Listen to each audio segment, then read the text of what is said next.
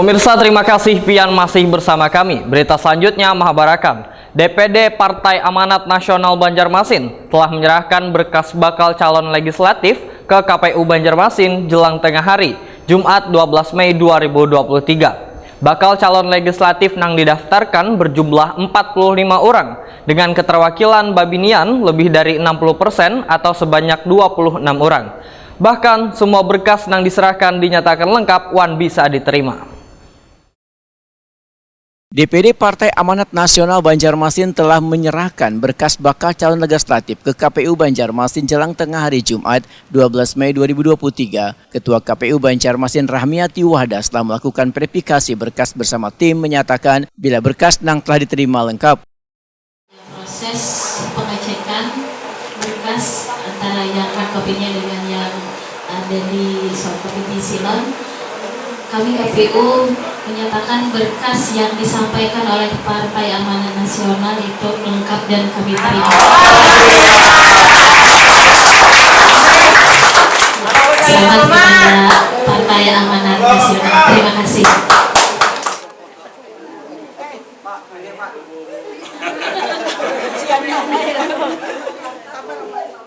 Ketua KPU Banjarmasin Rahmiati Wahdah Takuni Prima TV memedahkan di hari ke-12 baru ada 3 partai politik yang mendaftar ke KPU Banjarmasin, bahkan semua berkas yang diserahkan dinyatakan lengkap wan bisa diterima.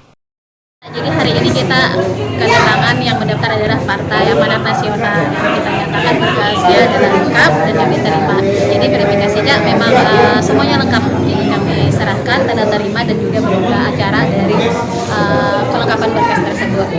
Hari ini adalah hari yang ke-12 dari pendaftaran dan PAN adalah yang ketiga. Ketua DPD PAN Banjarmasin Hari Wijaya Takuni Prima TV memedahkan bakal calon legislatif yang didaftarkan berjumlah 45 orang dengan keterwakilan Babinian lebih dari 60% atau sebanyak 26 orang. Hari Wijaya pun menyatakan optimis bila meningkatkan perolehan kursi di DPRD Banjarmasin dari 9 kursi di pemilu 2019 menjadi 12 kursi di pemilu 2024 mendatang atau bersesuaian dengan nomor Partai Amanat Nasional. Hari Wijaya mengaku memiliki strategi khusus untuk memenuhi target 12 kursi tersebut. Menurut Hari Wijaya, 9 petahana masih mengikuti kontestasi 5 tahunan ini, sehingga strategi untuk menambahkan 3 kursi sudah mulai dipersiapkan di daerah pemilihan yang telah direncanakan supaya target 12 kursi bisa tercapai.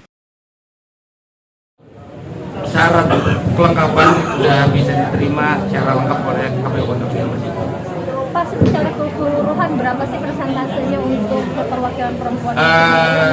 60% lebih.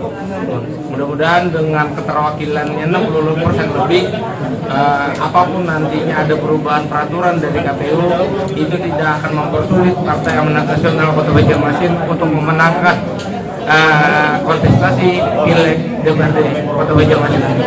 Insya Allah kami 12 kursi. Mana?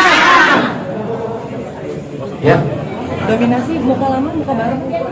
Untuk petahana 9 caleg masih tetap ikut di kontestasi ini, dan kami targetkan lagi ada tambahan dari 3 kursi yang memang kami rencanakan, dan strateginya sudah kami ancang-ancang di dapil mana yang akan kami kejar nantinya. Keterlibatan milenial?